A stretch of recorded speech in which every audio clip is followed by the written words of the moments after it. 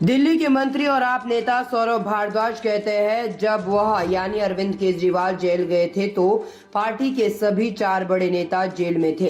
अरविंद केजरीवाल की गिरफ्तारी के बाद सभी एक साथ कैसे आए, ये बड़ी बात है। अब सारी लड़ाई चुनाव पर निर्भर है। हर राज्य में बीजेपी की सीटें घटेगी। बीजेपी एक राज्य के बारे में बताएं जहां उन्हें लगता है कि उनकी सीटों की संख्या बढ़ेगी। लोग अनुमान लगा रहे हैं कि बीजेपी 200 जीतेगी, 220 सीटें।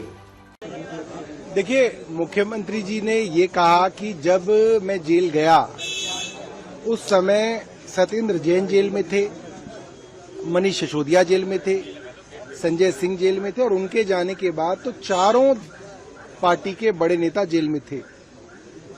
ऐसी स्थिति में अगर एक परिवार भी होता है और उसका मुखिया नहीं होता तो आपस में जो भाई भाई होते हैं उनके झगड़े शुरू हो जाते हैं, प्रॉपर्टी को लेके, जमीन जायदाद को लेके। और ये माना जा रहा था कि आम आदमी पार्टी के अंदर भी लड़ाई झगड़े शुरू होंगे, पार्टी टूट जाएगी, सरकारें गिर जाएंगी। मगर इसके विपरीत अरविंद केजरीवाल जी के जाने के बाद जिस तरीके के सब लोग एक साथ आए और उन्होंने पूरे देश के अंदर एक नैरेटिव बदला। अरविंद केजरीवाल जी की गिरफ्तारी के बाद देश के चुनावों तक का नैरेटिव बदल गया। ये अपने आप में एक बहुत बड़ी बात है। और अरविंद जी ने ये भी कहा कि मैं ये बात समझता हूं, मेरे को खबरें आ रही थी कि कई विधायकों के ऊपर कई तरीके के दबाव बनाए जा रहे थे, मगर उसके बावजूद सारे के सारे विधायक साथ रहे। इसके लिए अरविंद जी ने सभी विधायकों को धन्यवाद किया। कई लोगों ने काफी भावुकता वाली बातें भी कही और मुख्यमंत्री जी को कई चीजों के लिए धन्यवाद किया। सुनते सुनते कई विधायक भी इसकी बात से भावुक हुए। क्या चुनाव को लेकर भी कुछ रणनीति के बाद ही आगे कैंपेन कैसे करना है? देखिए, चुनाव को लेकर तो ये कहा गया कि अब जो सारी की सारी लड़ाई है वो चुनाव पे आधारित है।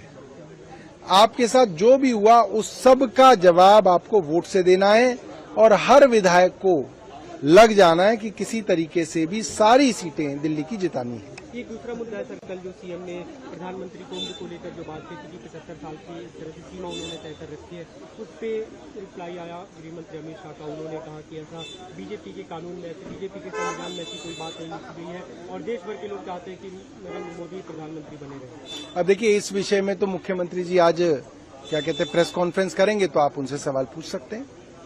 दूसरा सर, प्रधानमंत्री लगातार हमले कर रहे हैं। अभी जो राहुल गांधी को लेकर उन्होंने कहा कि क्राउन प्रिंस है वे और की उम्र से कम सीटें इस बार कांग्रेस पार्टी को आने वाली है। देखिए, ये बात तो आज भारत का हर आदमी समझ रहा है कि भारतीय जनता पार्टी की सीटें उन सब राज्यों में घटने वाली हैं जहां पे उनकी बढ़ के सीटें आती थी। मसलन महाराष्ट्र में उनकी सीटें घटेंगी, कर्नाटक में उनकी सीटें घटेंगी, दिल्ली में उनकी सीटें लगभग खत्म हो जाएंगी, पंजाब में उनकी सीटें घटेंगी, यहां तक कि उत्तर प्रदेश के अंदर उनकी सीटें घटेंगी, हरियाणा के अंदर उनका बहुत बुरा हाल होने वाला है, हिमाचल में उनकी सीटें घटने वाली हैं, उत्तराखंड में उनकी सीटें घटने वाली हैं।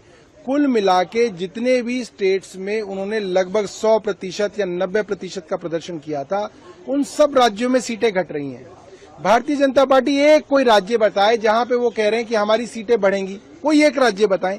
एक राज्य नहीं है जहां उनकी सीटें बढ़ रही हों। लिहाजा उनका जो सीटों का आकलन लोग कर रहे हैं वो लगभग 200 से 220 के बीच में कर रहे हैं।